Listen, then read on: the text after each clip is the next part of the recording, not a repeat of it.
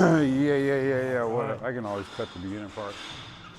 What are you thinking for Arnold press? This is fine. No, 30. Yeah. Here? You know, like, yeah. Cool. All right. What's up, fellas? So, got my boy Bob here in the gym. We're just had a good day, good routine so far. What is it? PRB again? PRT. Physical Physical readiness test. So ran one today for a possible job he's got coming up. Nice little warm up. Yeah. So just gonna get on here and run some short long form video. And just talk about this, what we do just in the gym. Just basically just conversation of Bob's been on the program, he's been on the team for Going on 5 months almost. 4 or 5 months. Yeah. So Yeah, that was quick, man. That went by quick. 100%. yeah. Time flies when you're having fun, baby. Yeah. Well, and then with the group, you know, with the team, everybody's journey, like you get to experience that firsthand with everyone, and the daily conversations. It just makes time fly. Yeah. Come on, big guy. So how'd I get on your radar, man? How? Cody Alford. Okay. Yeah, it was Cody. Shout out to Cody, man. I love you, bro. See you soon, buddy. Yeah, Cody's a good dude, man. I just was on Instagram doing my thing, man, only for a few months. And, you know, a guy like myself, I watch guys like Cody Alford on YouTube, and, you know, guys like DJ Shipley, stuff like that. And I'm just doing my thing on Instagram, man. I check my DMs, and all of a sudden I got a message from Cody Alford. I'm like, Yeah. what? Yeah. Crazy. I think it was when it was some sort of outing that you guys were at. It looked kind of formal. Okay, yeah, it was a fundraiser, Beyond the Barracks, Is that what? veteran organization. Yeah, yeah, I think it was a fundraising event. We've done a few of those now. So I think it was the first one that we had done together was in Fresno in NorCal. Okay. So Yeah, that post. yeah, with me and him, I think we're holding hands Yeah, like we're. yeah.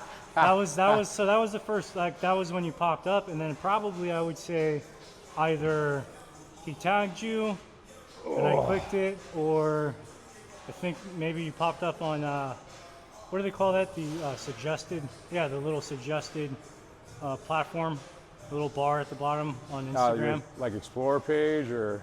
When you hop on somebody's profile and it says like suggested underneath, and you see Okay. maybe like 3 or Yeah. 4. Yeah, so I think that's also what happened.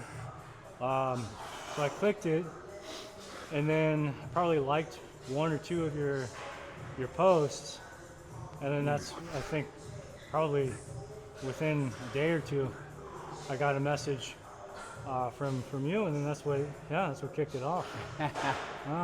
Oh man. And the irony in the sure. fact that, like, I was like, I'm not interested in the fitness program. Like, I'm looking at, I'm thinking more fellowship, you know, instead. And I think we were both patient. You know? Both what? We were both patient. Yeah. In the sense, like, you were patient by responding to like some of my questions and entertaining the conversation. Yeah. And then for me, I was like, okay, well, who is this guy? Like, why is he in these photos with some of these dudes that I've been following for a long time? Like, what exactly is his background? Watched a couple of your podcasts and your interviews, and was like, wow, it's a heck of a testimony. But yeah, it was your circle that really intrigued me. You know? It's like those types of characters, those types of people keep their circles very small. which Yeah. is something that most of us with a similar mentality, obviously, like we relate to. You know, it's like we can identify that like pretty quickly.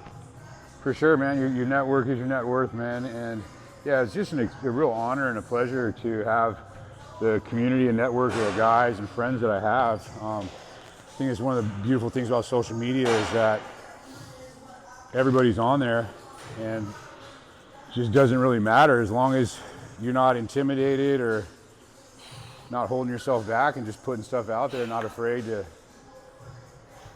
put stuff out. To be vulnerable. To be vulnerable, yeah. Which we all struggle with, so many of us, you know, until what, dude? It's like until you break, you know? Yeah. Like, until you break, man. I think that was one of the biggest things I had been told that I had going for me is that I just was, authentic. I didn't know any better, bro. I just got out there and just Started ripping it. started talking to the camera, man. Yeah, I still struggle with that. Yeah, I'm working on using no filler words. That's my challenge right now. I've gotten over the camera thing. Now it's just making sure I don't sound like an idiot. Which I'm not. Not the smartest tool in the shed, but it's all right. It's about being the sharpest. Yeah, something like that. I knew it was something like that. I gotta be the smartest, but I'll be the sharpest. Let's go. I will poke you. Yeah, no, I think it was great, man. It's meeting people where they're at, but also calling them on their stuff. I can't stand all the like soft entitlement, cater to your feelings type nonsense. I'm not gonna go and disrespect you and call you a bitch, like some people do. But I will tell you that you're not acting like a man. Yeah. But it's almost like the conversation that we were having, or similar to the conversation we were having in the discipleship, where 100%. the accountability part, holding people accountable across the board, is so much less. Why?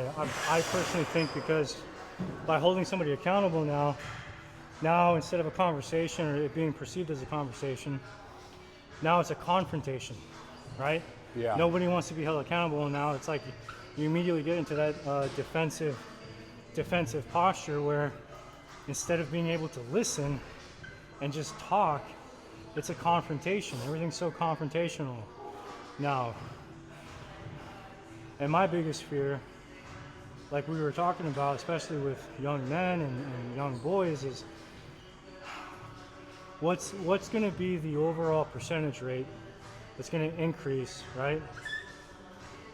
For young men, to get to that like absolute, what did we say the other day? Being like completely broken, completely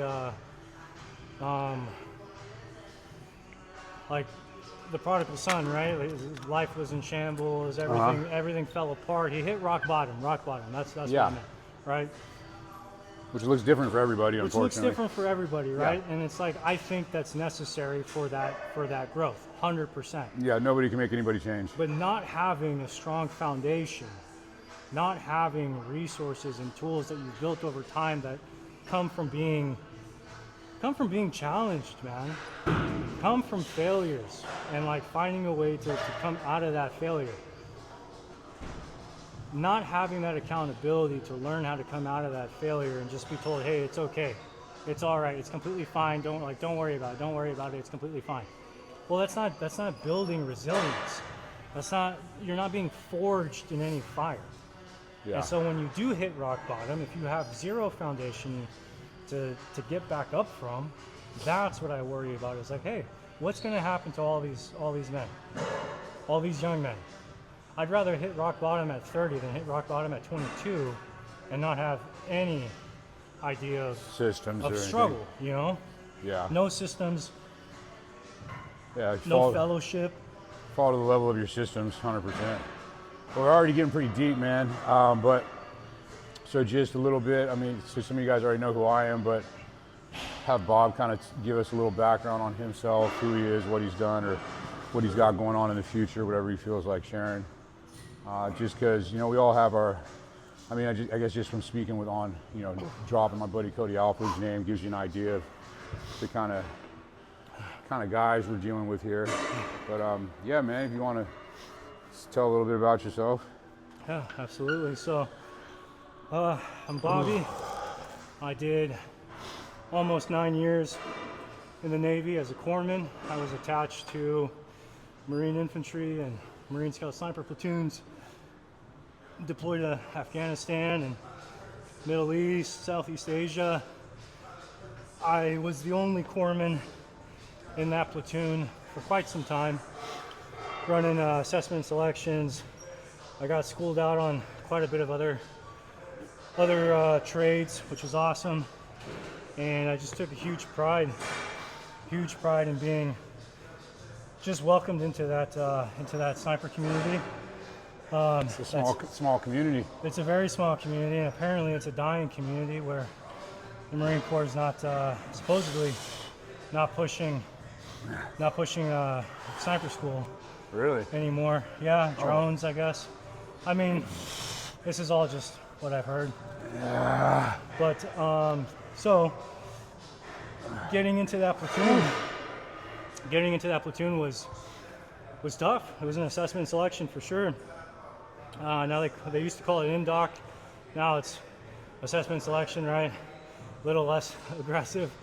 But I started off with 42 Marines and then myself as a corpsman.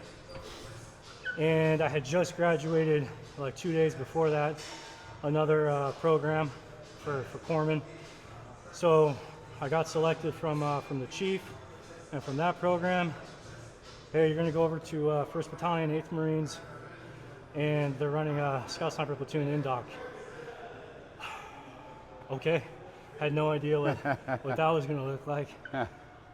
So yeah, we finished off with 9 Marines and myself after the INDOC, and then we went straight into our workup, and we were in Afghanistan, or I was in Afghanistan 3 months after checking in. It's quick. Yeah, it was a really quick turnaround, really fast pace. Loved it. And then fast forward, a few deployments, lots of injuries. Just running and running. Standard issue. Yeah, things slowed down. I got back to San Diego, got out, like so many other guys, man, like just kind of lost, I went through what at the time what I thought was a spiritual journey, little more on the medicinal side, right? Standard issue again.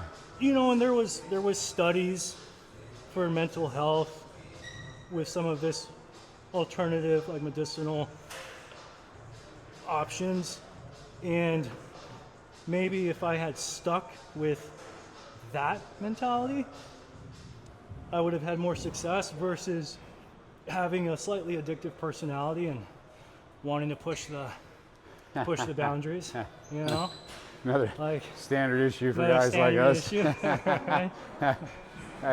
I think it's funny, just all the common denominators or common traits, common circumstances, outcomes, all of it just from guys that are doing time and guys in the military. There's so many common threads. Got the big government over your back, of course, but also just spend a lot of time away from family. A lot of guys struggle with addiction issues. Isolation, transitioning back into society. If somebody makes a real change in prison, if they make a shift, it's a whole identity change. And depending on how long you've been in that life, you may not know really who you are as a person. Right. And it's the same thing with the military. Guys come out and they lose that whole identity. They're discovering who they actually are. Mm-hmm. And then of course, community, purpose, all of that stuff. And so, there's so many common threads. There's so many similarities. I actually figured it out. I became aware of it when I was in prison, and just like caused me to read that much more, because I just felt like I had so much more in common with guys that were in the military versus just criminals. And that's where I just dove in head first. And it's just been it's been awesome, man. But it just goes to show, it's like wherever somebody focuses and puts their attention and drives, like anything is possible. Like I've got, you know, almost 24 character recommendation letters written on my behalf by highly decorated, top tier guys. You man. went and did that LE retirement, Yeah. right? Sort of Yeah. ceremony. You Yeah. know? It's Spoke like at the. you spoke at the retirement of an LE. Like, I mean, come on, like that's not full circle. That's a whole different square, dude. Like, that's incredible, right? You Thanks, know, man. that's where your growth has taken you. And like, I don't know, that's what goes to show. Like, you don't have to be a product of your environment. You Right. can create a new environment. You've created a new environment. That's what attracted or intrigued me to the program. I attracted you. It's all Yeah, right. you did. Well, you had more hair back then. My wife said the same thing. Yeah, you had more hair back then. She hates it.